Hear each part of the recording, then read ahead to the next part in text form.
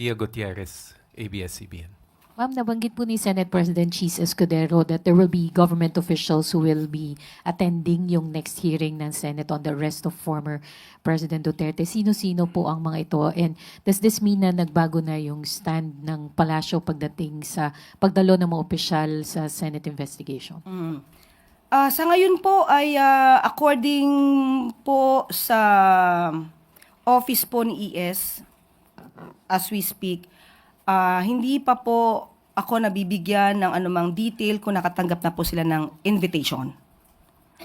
Pero so dapat sa invitation nakalagay po sana kung sino yung mga tao na iimbitahan.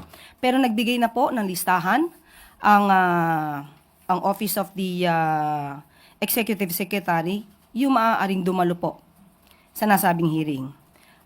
Nakalista po rito si Secretary Jesus Crispin Remulla ng DOJ, Prosecutor General Richard Anthony Fadulion, and Chief State Counsel Dennis Arvin Chan.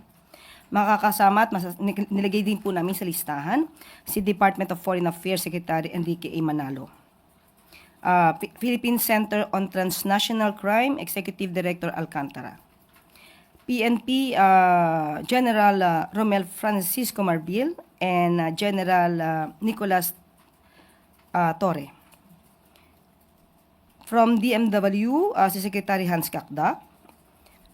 Kasama rin po si Special Envoy Marcos Lacanilaw.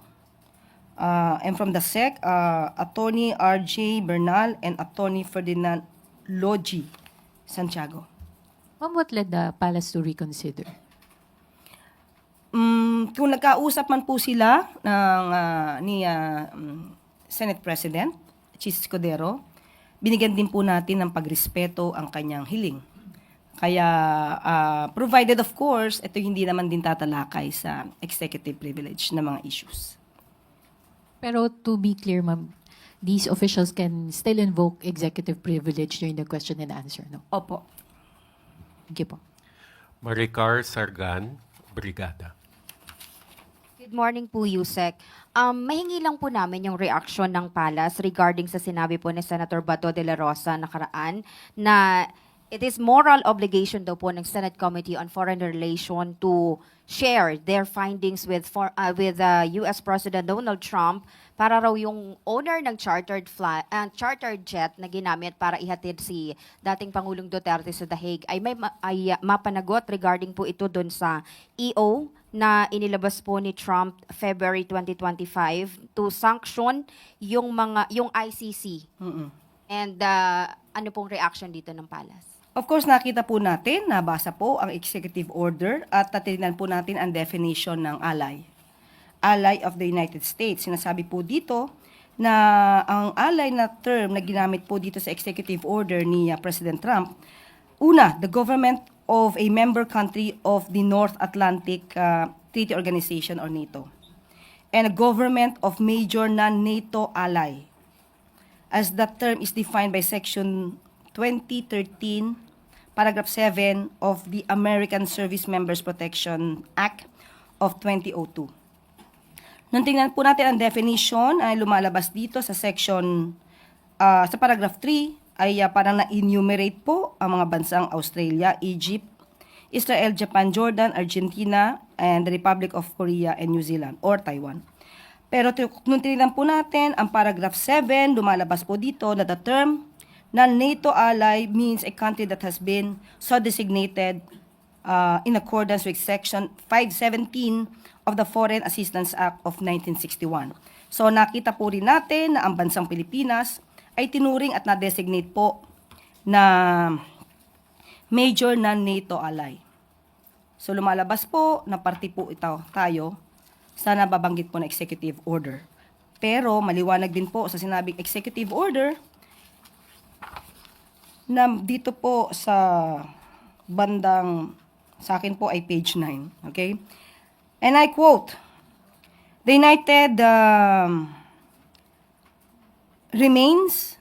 States remains committed to accountability and to the peaceful cultivation of international order, but the ICC and the parties to the Rome Statute must respect the decisions of the United States and other countries not to subject their personnel to the ICC's jurisdiction, consistent with the respective sovereign prerogatives. So, ibig sabihin po nito ay ginagalang din naman po ng bansang Amerika sa pamamagitan ng executive order na ito kung ano man po ang prerogatibo or prerogatives ng bansa na miyembro po, no, ng ally, na tinatawag na ally ng US. So, kung ano man ang naging prerogative, no, prerogative ng bansa natin, ito naman din po ay igagalang ng bansang US. Regarding po dun sa sinabi ni Senator Bato, the EO that was signed by US President last February 6 imposing sanction dun sa mga ari-arian. Kasi ang parang gusto po ni Senator Bato na kung sino daw po yung may-ari ng chartered plane na ginamit, kung may ari-arian man daw sa US is mapanagot. Kaya nga po, kaya ko po binasa itong provision na ito at nilalaman ng executive order kasi ginagalang po ng bansang US kung ano yung prerogative ng bansa. Kung ang bansa po natin at ang pamahalaan natin ay nagkaroon ng pagdedesisyon ayon sa ating RA 9851 at sa pakikipag-cooperate sa Interpol, yun naman po ay hindi naman po hahadlangan ng US at irerespeto po nila yung sovereign prerogatives ng bansa. So, wala po ako nakikita na maaaring maging dahilan ni Senator Bato para siya itumakbo sa US para humingi ng tulong para ma-freeze yung asset ng may-ari ng aircraft. Thank you, ma'am. Sam Medinilla, Business Mirror.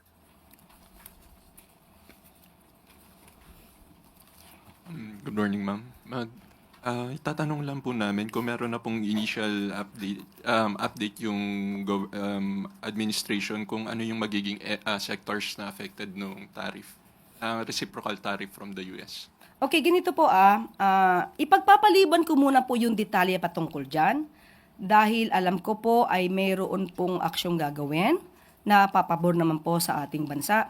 Pero hindi ko po muna maibibigay yung detalye hanggat hindi pa po nagiging final ang mga pag-uusap patungkol dito.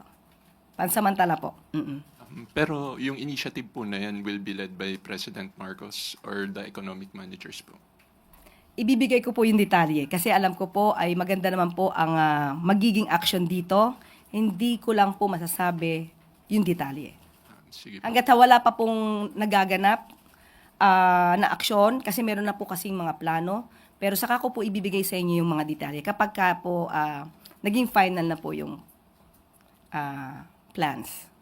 On another question po ulit, do you agree that the Philippines imposes a 34% tariff on US goods? Ito po kasi yung naging basis ng US doon sa pag-impose nung 17% discounted tariff raw.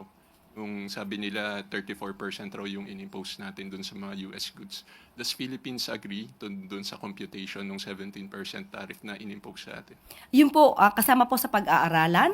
At muli, sasabihin ko po sa inyo yung detalye ko ano po yung maaaring maging action dito ng Philippines. Meron po kasi, ang pamahalaan po natin sa pamumuno po ng ating Pangulo ay meron po talagang plano for this. Last na lang po for my part.